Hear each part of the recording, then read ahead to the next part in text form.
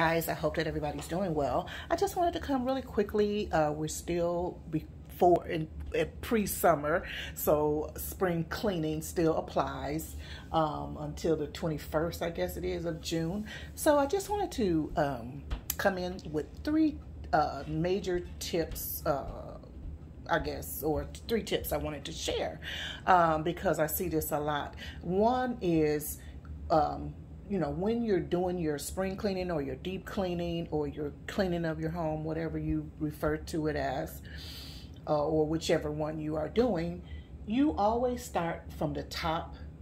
You start from the top and you work your way down.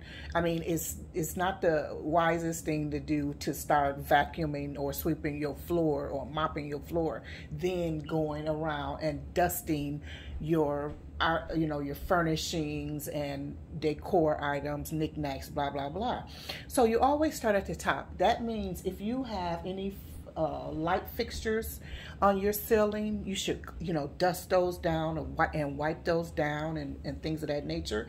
But also, a lot of people, I don't see many do this, but you should take a duster, a dust mop or whatever, and go and dust your ceiling and wipe down wipe down your walls. I mean, do we think that dust or no dirt is there or whatever? I feel like at least once every 6 months you have to wash certain walls, especially your bathroom walls. Bodily fluids and bacteria and things of that nature, bio things are floating and splattering and things like that, and you don't see it with the naked eye, but you must clean down the walls of your bathroom. That is so very important, especially around the toilet. Now, and that would lead me to number 2. When you are cleaning your toilet, you start from the top and you work your way down. Now, some people would maybe differ with this, but you could use a separate rag for the toilet seat itself. You should never ever use the toilet brush that you just clean the inside of the toilet with to then go and clean your toilet seat. You know what I'm saying? And you don't necessarily have to use two different rags when you two separate rags when you start from the top and work your way down, because you're kind of doing the commode handle and the back of the toilet.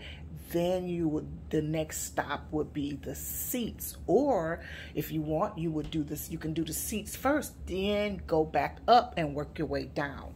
But never use, because I've seen, and it's really bad, because that bacteria, you just transferred it to the toilet seat. And where do we sit? What's the most important part that we, or the part that we have, that we make contact with, is the seat. So you must always make sure that seat is very, very clean. So actually that was number 3. I combined 1 and 2. So let me give us a couple of bonuses. There's also, your curtains or your drapes. If you use curtains and or drapes or shears or anything like that, at least once every quarter you should wash your curtains. Dust is building up on them and all sorts of things. So it's good to always clean those curtains.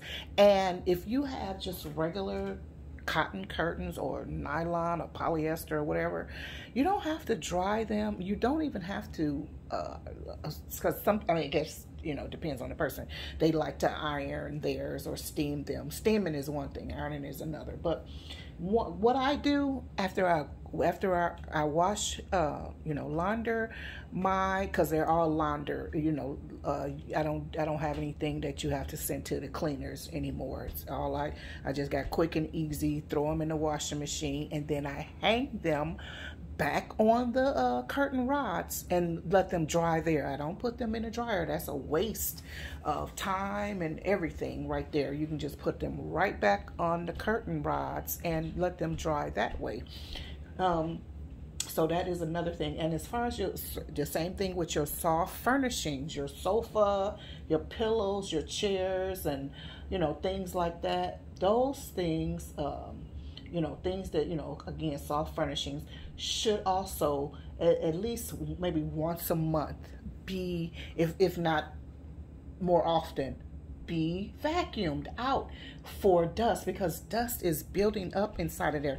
And when you have dust and building up inside of there, germs and odors are also building up inside of there. There's also a way to disinfect your soft furnishings as well, but that would just require like maybe a little mixture of vinegar or peroxide or something like that with a couple of drops of essential oil, something like that, to spray on your furnishings, and then let them either dry naturally or with the fan, and that will, you know, help keep odors, but you know, away from your you know, your soft furnishings and things like that, rugs as well. So yeah, so those are just a few little tips I wanted to share with us about house cleaning and keeping our homes fresh and you know, germ free as much as possible, as, you know, the real bad germs anyway, you know, and things like that. So I just wanted to share that with us. I hope that it was helpful to someone.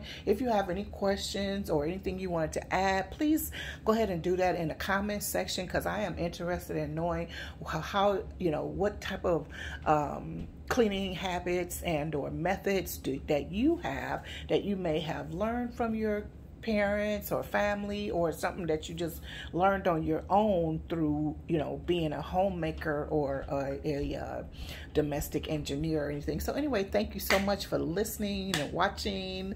Sorry I couldn't show myself. I just wanted to get this off out really quickly. So I love you very much, and don't forget, you know, keep a very, you know, tidy home and use those different methods, and you'll see a change in the manner in which your home, because a lot of people, and I don't want to keep prolong this video, they get sick a lot, but they never understand why they get sick a lot. People think that it's just a natural thing to get sick every year, like a cold, or they call it flu, you know, different things. But a lot of sicknesses actually derive from unhealthy or unhygienic environments. So it's always good to keep our environments clean, wiped down, and things like that. So I'll talk to you later. Love you very much. Have a great day. Don't forget to leave that information down in the comment section, because I'm interested in knowing what methods that you're using and that I can adapt to myself. Thank you so much. Bye-bye.